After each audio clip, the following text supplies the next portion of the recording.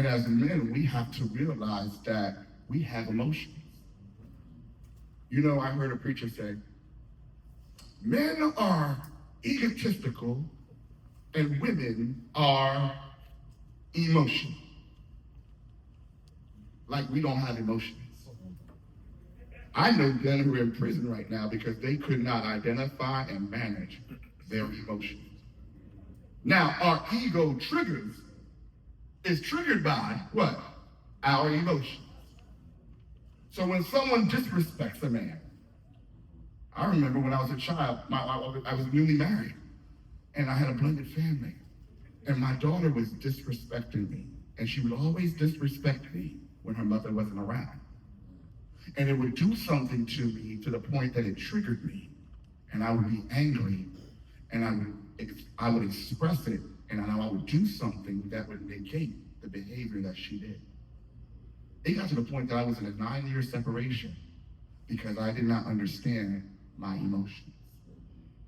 When I was in an argument with my wife and I had a water bottle on the table and I went, boom, and the top of the water bottle flew up and the water spilled out, that's when I realized that I had an anger problem. And I had to learn how to address that. I was not an angry person, but I was by myself most of the time. And now I'm put into a family dynamic where it's more than just me. I had to learn how to deal with that emotion. I learned from Dr. Shelley. I learned from Shelley that there's something called an emotional wheel. And y'all all need to Google what an emotional wheel looks like. Because that was the biggest revelation I heard when she told me there's about thousands and thousands and thousands of variations of what emotions are. But we can only name 7. Angry, happy, sad, joyful. But when you realize that you're angry, but you're not angry because that you're angry for angry's sake, you're angry because you just disrespected. You were angry because you could not communicate or express yourself. You were angry because you were discouraged, right? But when we realized that there were so many different versions of that emotion, then we learned that for each response, there is a different reaction and a different response to dealing with each one of those.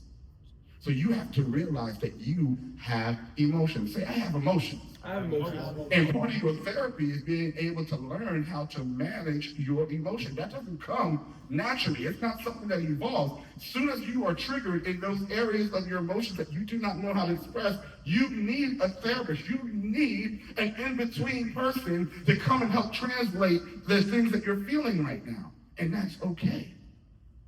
So I'll give you a last acronym before I get off the stage. HEAL. Heal. When I realized I had an anger problem, I didn't condemn myself. I had to realize I needed help. So I said, help myself. So that's what H is, help myself. Say help myself. Help myself. You know, the biggest beginning of your journey, man, is realizing that you don't have all the answers, and it's okay that you don't have all the answers, but it's not enough for you to realize that you don't have the answers. You need to be able to have enough humility to say, I need help. Say help. Help. And that's the beginning of your healing journey, is when you realize that I need to feel and put some expression to what's going on in my life. E is encourage yourself. Say encourage yourself. Encourage yourself. Because in this beginning of you understanding that you are in a healing process, it is going to be a lonely thing. Like the brother said earlier today, when you're going through a tragedy, everybody's around you in the beginning, but when your tragedy lasts longer than 3 weeks, you find yourself by yourself, and you need to be able to encourage yourself. Say encourage yourself. Encourage yourself. Because this is going to be a lonely journey, but you know that you're able to get through the journey because you realize that you were never alone to begin with. And with the proper help on the journey, the cross is, I get my cross here, I get my help from above, and I get my help from my friends and the people that care about me the most. Okay? A is accept yourself. Say accept yourself. Accept yourself. How many of y'all are perfect in the room? How many of y'all are floating? How many of y'all are walking on water? That's the brother raised his hand, been called out like 10 times this day. He said, I'm perfect. Yes, you know, a good, healthy self-esteem is good, but you gotta be realistic with that thing, right? So you gotta be able to accept yourself. You gotta be able to realize that you're not perfect, that as a man, we're gonna mess up. And even though sometimes everybody else can mess up in the house, but when you mess up, you realize that the roof goes off the house. Yeah. So you realize that it's important that I don't mess up, but if I do mess up, I gotta accept that thing and I gotta own it and realize that I gotta accept myself flaws and all, and I'll get accountability for that. We need accountability in our healing. The last letter is love yourself. Love. Say love myself. Love myself. I love me some me. I feel like weird saying this in front of a bunch of men, but I just took me 49 years to realize that I was a sexy black man of chocolate scent. I ain't attracted to none of y'all. My wife is home. But I had to realize that. Because if you don't love yourself, you can't receive love from other people. When you don't love yourself, what happens is you give permission for people to love you any old way. But when you love yourself, flaws and all, that is the highest definition of your self-care. So I'm out of my time, and I want to say I am going to maintain my healing. I'm going to make space. I can't believe it, y'all. I'm going to make space. I'll make space to heal. To heal. So I'm going to open it up for questions. So if you have any questions or anything that you want to learn about what happened, we can go in there. Anything I missed, I can probably share the answers. Any questions? Yes, sir, in the back. Yeah, space, that was an acronym, right? Yes. What was the S and P? Spiritual. And the second one is personal boundaries and personal health. Thank you. No problem.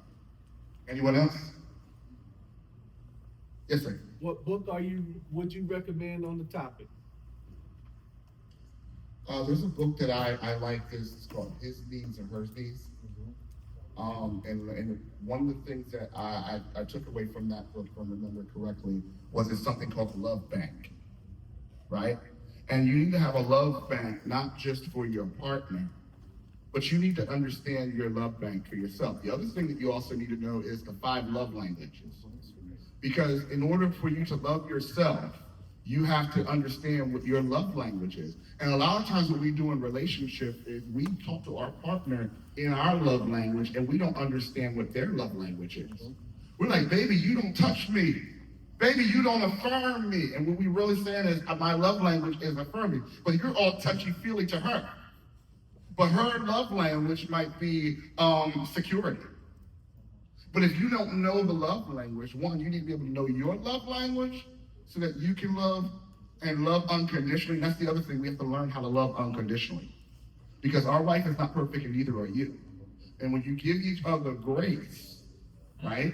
You give each other grace to grow, grace to love. Then love covers a multitude of sins, right? So those are some books. Good question. Anyone else? All right, let's say it again. I am healed. I am healed. I am healed in my body. I am healed in my body. I am complete in my spirit. I am complete in my spirit. And I have a sound mind. I have a sound mind. Thank you. I'm Chris Hampton, champ. I am.